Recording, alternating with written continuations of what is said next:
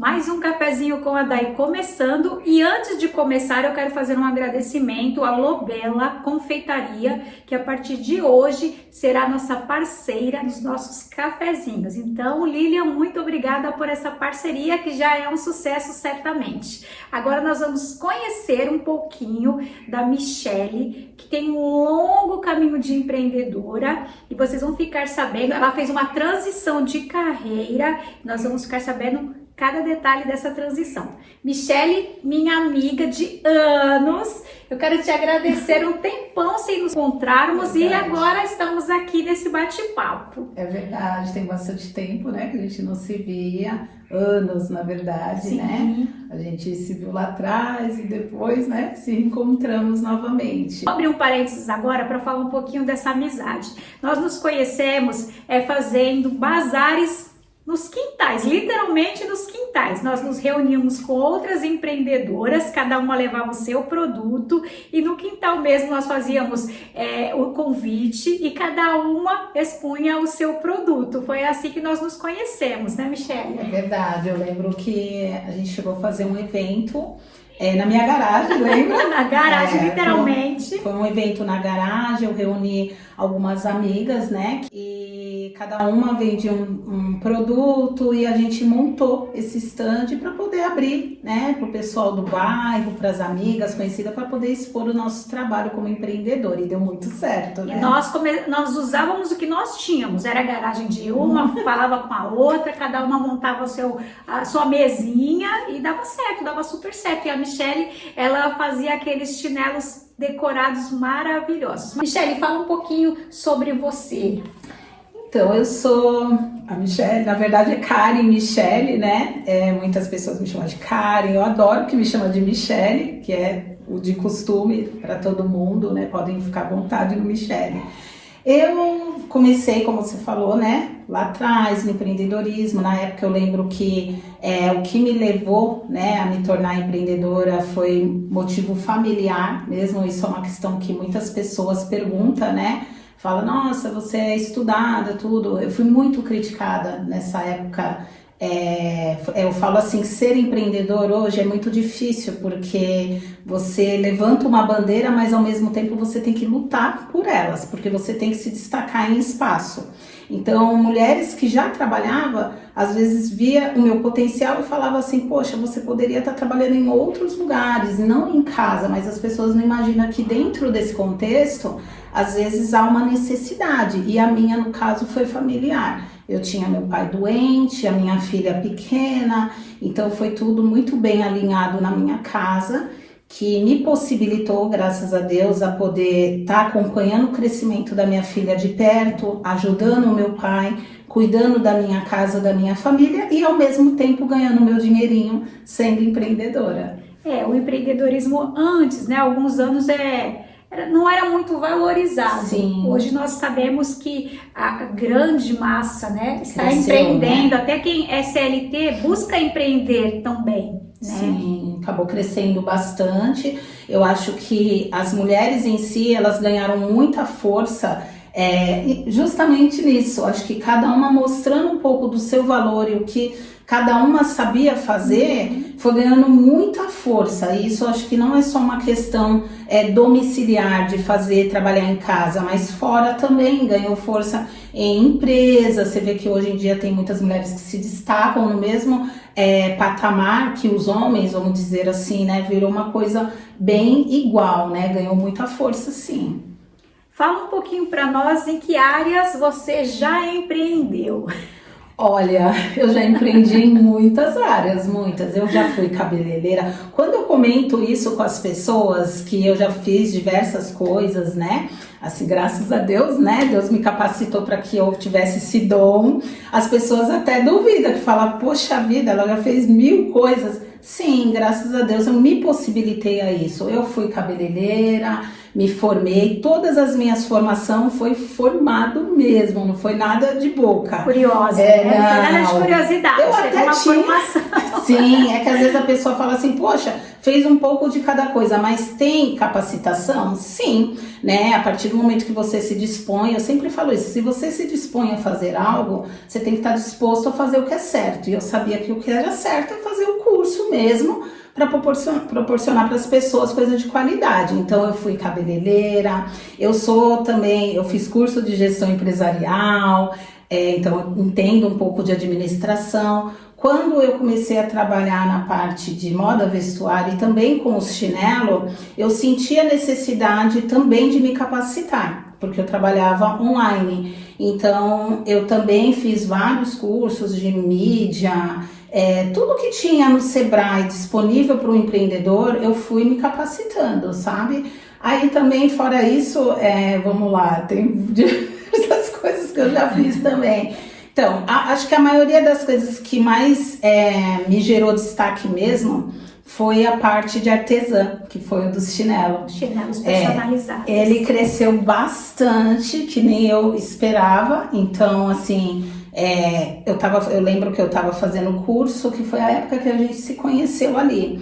Eu estava fazendo chinelo, curso na área da saúde, porque eu tinha muita vontade de trabalhar na área da saúde. Eu falava, ai meu Deus, eu sempre gostei, assim, sabe, dessa parte assim humanizada.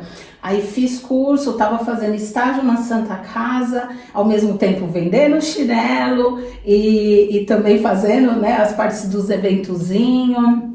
E também depois disso, que eu me lembre, depois que eu terminei o curso, eu fiz o de cabeleireiro. Montei na minha casa também, que eu gostava bastante, olha que loucura.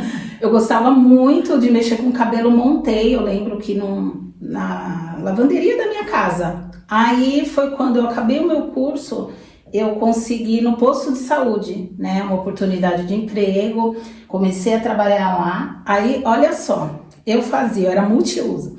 Eu trabalhava no posto de saúde, fazia chinelo nas madrugadas, no tempo que me sobrava. Entre esse espaço e outro, assim, final de semana, também atendia as meninas de cabelo, fazia também os cabelos, tinha um espaçozinho ali e os eventos que a gente fazia.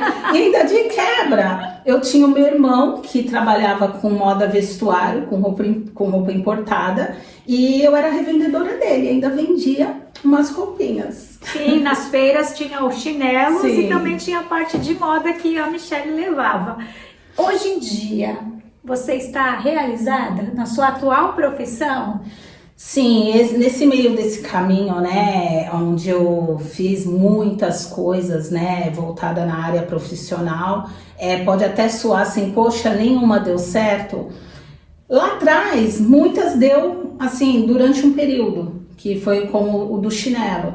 O chinelo, ele cresceu tanto que eu comecei a vender para lojista, eu inventava chinelo para noiva, para gestante, a criatividade vinha e eu fazia, lembra?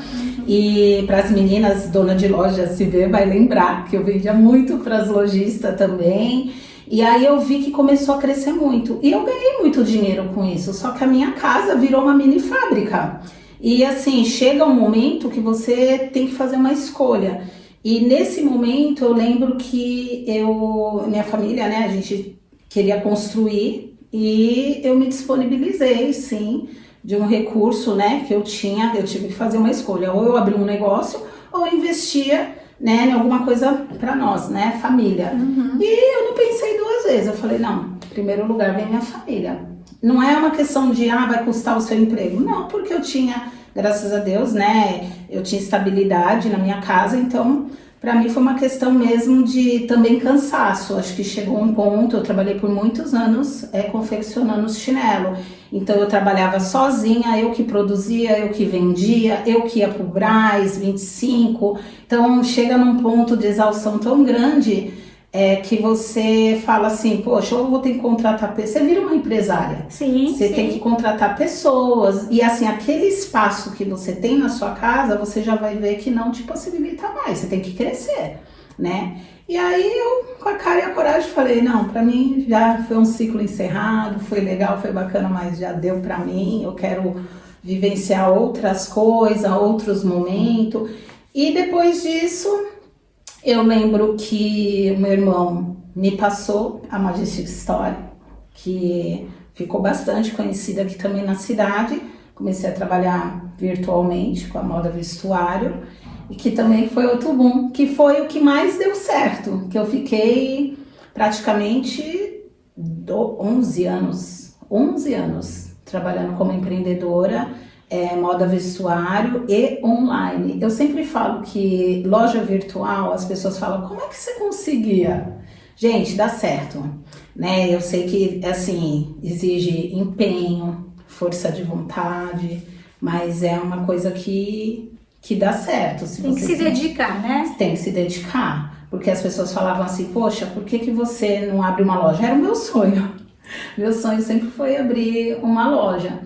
Assim, eu sempre fiz tudo focando nisso, mas assim, tinha outras coisas no meio que não tinha como no momento. Eu, né, tava construindo com meu pai doente, então assim, era eu para tudo. Então eu fui levando dessa maneira que para mim tava bom, né? Eu fiquei bastante tempo assim, eu era realizada no que eu fazia, tanto é que assim, eu sempre falo que desse tempo todinho eu nunca tive reclamação ou alguém falando mal das roupas que eu vendia ou fofoca dali, daqui, não, graças a Deus. E aí você vê que você fez um bom trabalho, porque você vê que você tinha valor, né? Quando as pessoas falam bem, você sabe que você tinha o seu valor. Esse é o melhor feedback, né? Sim. E agora, neuropsicopedagoga, olha só, gente. Ela fez essa transição de carreira, de artesã, agora cuidando da saúde das crianças, né? Das crianças. Eu lá atrás, nesse bolo todo, eu lembro que teve uma fase da minha vida que eu trabalhei numa corretora por bastante tempo e me veio essa vontade de fazer a pedagogia, né? E aí eu comecei a fazer pedagogia, minha filha era pequena e eu, né, trabalhando, estudando, acabei não dando conta e também meu pai tinha, né, esse problema de saúde e eu falei, não, pra mim não dá, muita coisa, pra mim sozinha eu vou ter que desistir. E eu desisti. E as pessoas sempre falam assim, né, eu costumo dizer que todo mundo tem uma dor, né? E nesse momento foi a minha dor, porque eu tive que largar algo que eu gostava, porque eu não conseguia me dedicar, então não adiantava, às vezes eu chegava no meio da aula, a aula já tinha acabado, aí a professora falava, acabou. E eu falava, gente, isso não vai dar certo, como é que eu vou fazer uma faculdade de 3 anos, na época era 3, faculdade de pedagogia, eu falei, desse jeito, dessa forma, correndo, saindo de Santos, atravessando, levando criança na escola, né, pra casa, não tinha como, abri mão. E aí eu conversava muito na época com meu pai, né? E meu pai, poxa, né? Uma judiação, uma pena, mas quem sabe, né? E isso foi um sonho que ficou para trás. Ficou guardadinho, vamos dizer assim, né? Ficou guardado. Eu vou confessar para vocês, quando eu vi as minhas amigas da minha sala formada, trabalhando, aquilo me bateu uma frustração. E assim, eu sou um tipo de pessoa, eu falo que eu sou muito forte com essas coisas de chorar, sabe, de expor aquilo. E nesse momento, quando eu vi, me bateu esse sentimento, assim, poxa, eu poderia estar lá junto com elas. E qual foi o momento que eu fui fraca? Qual foi o momento da minha dor? E eu fiquei por muitos anos matutando isso, sabe?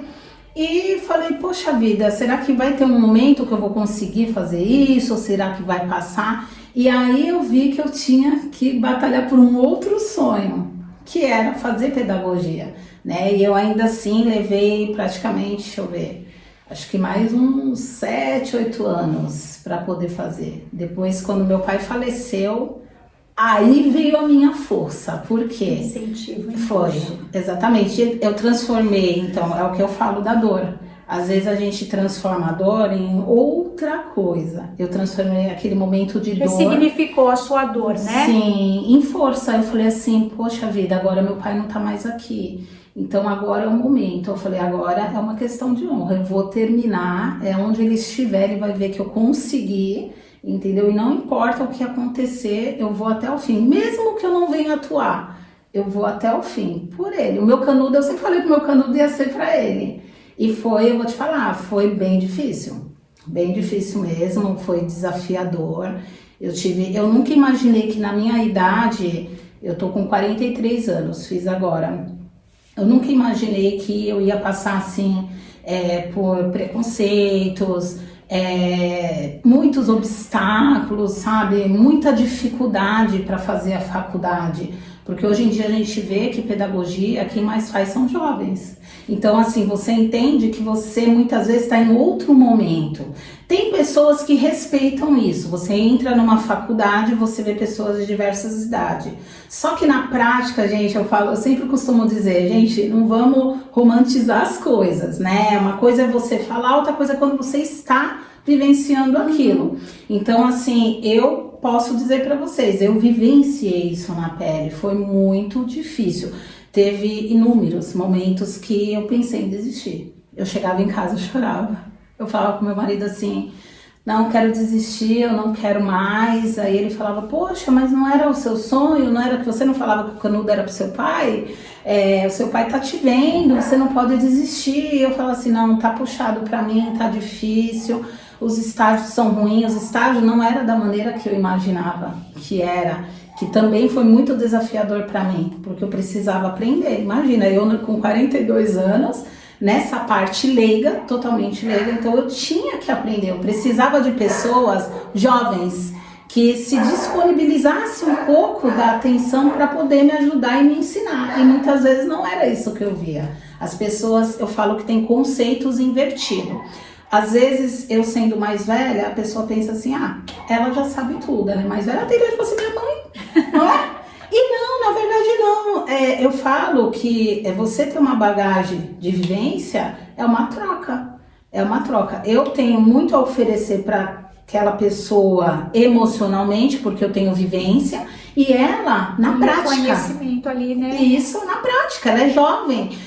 Tem a mente muito mais avançada, com mais clareza, com mais rapidez, mas nem todo jovem está disposto a isso. E muitas vezes, que foi também o meu caso, elas me viam como uma ameaça. Porque eu falava assim, poxa, entre eu e ela tem mais experiência, ela tem mais responsabilidade. Então, assim, lidar com tudo isso é muito difícil. E aí não tem a ver com a idade, tem a ver com isso. Ou você tem um bom psicológico para seguir, ou você desiste no meio do caminho. Mas a minha força foi, como eu falei, foi o meu pai. Eu deitava a cabeça no travesseiro e falava, não vou desistir. Nem que eu não atuo, mas eu não vou desistir. E eu, graças a Deus, consegui terminar. E você está há quanto tempo atuando? Então, em 2024, início de 2024 eu me formei, né? Fiz 4 anos, guerreiro. Eu falo que é guerreiro porque é mesmo, gente. Guerreiro. Dentro desses 4 anos, eu descobri uma coisa muito bacana. Eu não sabia que eu tinha esse lado, né, que foi despertado. Eu fiz muitas provas, né, voltado à inclusão. Libras, coisas com deficiência, Altea, várias coisas que vocês podem imaginar voltado à inclusão. Então, todos os cursos que foi me chegando, eu fui fazendo de acordo ali dentro da grade, né? E aí me despertou isso, eu falei, pronto, eu já me achei, é isso que eu quero fazer. Eu quero cuidar de criança especial. E aí fui me aprofundando. Dentro desses 4 anos, aí eu me capacitei, né, na área do neurodesenvolvimento, e também uma descoberta bacana, o T21, que é crianças com síndrome de Down.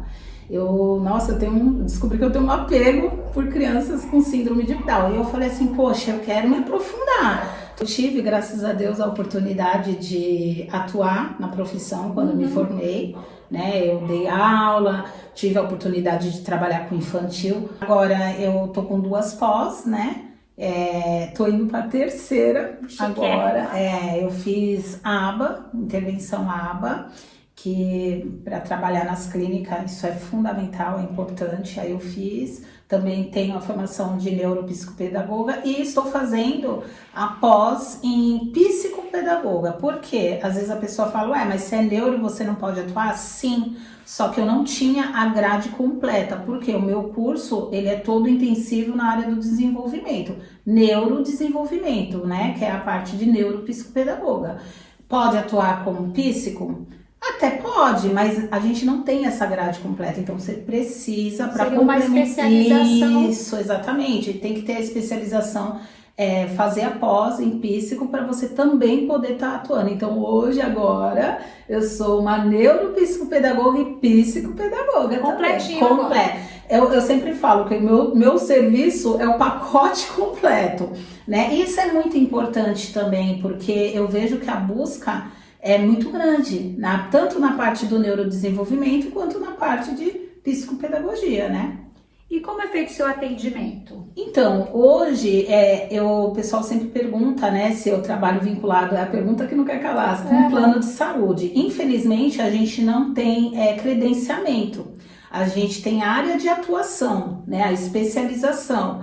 Então, a gente consegue atuar dentro, né, do protocolo, tudo certinho, só que a gente não tem a numeração, igual o enfermeiro, tudo. Então, hoje em dia, eu tenho algumas clínicas, né, que eu trabalho, mas é uma empresa que contrata o meu serviço e eu trabalho home care. Por exemplo, você tem uma criança que está com dificuldade, então essa empresa, aí você loca, não sei como é que funciona essa parte, se tem a ver com plano de saúde, aí eu já não sei. Muitas entram algumas planos de saúde, nem todo plano de saúde inclui uma psico, muitas vezes ele quer uma TO e a gente não pode atuar como TO, é contra a lei, gente, é bom frisar isso porque as pessoas não entendem, né? A TO, ela funciona igual um psicólogo. Ela tem tudo bonitinho, o seu credenciamento tudo preto no branco, não que a gente não tenha, mas são áreas totalmente diferentes, tá? Para que as pessoas entendam. Então, assim, hoje eu trabalho para mim, faço esse serviço de acompanhamento, por exemplo, a mãe hoje ela me contrata, eu consigo acompanhar essa criança ou adolescente na escola, faço acompanhamento, muitas vezes essa criança tem dificuldade de aprendizagem muito forte, né, onde a mãe, tipo, a escola tá tendo muita queixa pra mãe, então a própria escola às vezes fala, olha, procura um profissional, então elas acabam me contratando, eu faço esse acompanhamento, faço todo o levantamento e a gente levanta essa hipótese dentro, tudo cientificamente comprovado, tá? A gente faz a avaliação, as intervenções, tudo bonitinho. Isso leva um tempo, eu costumo dizer assim, depende muito, cada criança é um trabalho individualizado, né? Não tem como eu dizer assim, daqui um mês, não. Sim. Cada criança tem o seu tempo, tem né? o seu tempo, exatamente. Então, assim, dá para se trabalhar hoje com muitas parcerias, como eu tenho algumas propostas, né, de parceria com algumas clínicas de neurodesenvolvimento, onde eu posso estar atuando também, também palestras, ONG, as ONG eu estou procurando bastante, porque é uma necessidade, e eu vou falar uma coisa para você. Era um dos meus sonhos, trabalhar assim, sabe, nessa parte mais, vamos dizer assim, onde as mães têm mais dificuldade, né, que não tem condição de pagar um plano de saúde. Então, quando entra esse estágio de vulnerabilidade, que é onde a mãe não tem, né, muita condição financeira, ela busca as ONG para ter essa ajuda, né, e aí também é a parte que eu entro. Eu faço algumas parcerias, sim, também com ONG, né, para tentar ajudar de alguma forma. Às vezes também encaminhamento para fono, a mãe faz o atendimento, eu consigo ver, né, essa dificuldade da criança, onde ela tem esse problema de verbalização, às vezes ela não fala direito, tem problema de comunicação seríssimo, principalmente na escola, então aí consigo fazer um encaminhamento também, e assim vai. Bom, você até tocou no assunto, né, de sonhos. Quais sonhos ainda estão por vir? Tem algum ainda? Olha, eu vou falar a verdade para você. Hoje em dia, eu já me sinto, sim, apesar de não ter... Eu queria muito ter um espaço só meu, né? Mas eu não vejo isso como um sonho, né? Até porque na minha área, eu acho que se eu me possibilito ajudar pessoas, não tem muito isso. Flexibilidade, né? Isso. Eu também tenho que ter dias disponíveis para fazer esse tipo de ação, que é voltada a uma ação carente que a gente fala, né? Que é a parte das ONG, de estar ajudando, principalmente na nossa cidade. Eu acho que a nossa cidade, ela precisa desse recurso, né? Eu vejo essa dificuldade hoje em dia. Quando uma mãe precisa de uma fono, eu sei o quanto é difícil, eu sei a luta de uma mãe atípica, entendeu? Eu falo assim que eu não tenho muita teórica, porque a gente estuda tanto que a gente fica muito robótico, né? Eu tenho prática, porque a minha prática nos meus estágios foram todos com crianças atípicas, né? Então eu falo, eu tenho mais prática do que teórica. Então, quando você tem a prática, você tem a vivência, você sabe o que aquela criança passa, você sabe o que a mãe dessa criança passa. Então, assim, hoje em dia eu me capacito para isso, para ajudar essa mãe e essa criança.